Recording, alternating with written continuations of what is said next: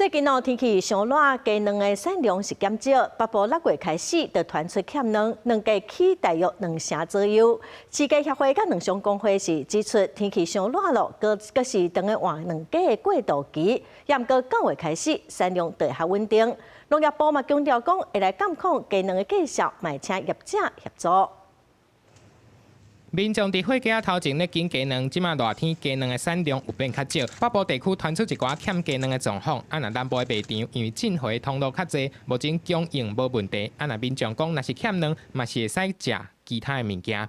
我覺得差不多，如果幅度不大的話，就照正常嘛。如果幅度太大的話，就用其他的食物下去替代啊。火雞仔頂懸雞卵依照類型、數量等等介紹無共款，受到產量減少影響，目前雞卵差不多起2成左右。若是一般的雞卵批發的介紹，佇即一禮拜每一斤是46塊，產地介紹是36塊5。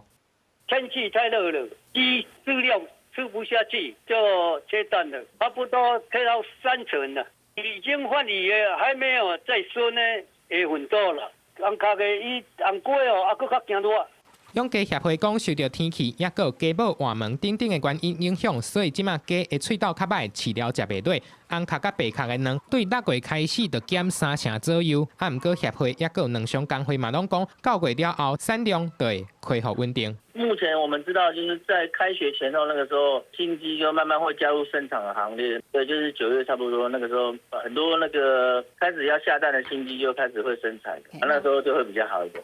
9月學校開學了後，營養午餐也閣有傳線，會互雞卵的需求大大增加。農業部畜牧署講，已經要求中央畜產會愛監控雞卵數量介紹的變化。最近嘛會去訪問通路，請相關業者機動性來調整雞卵調度的作業，互介紹會當平穩。記者綜合報道。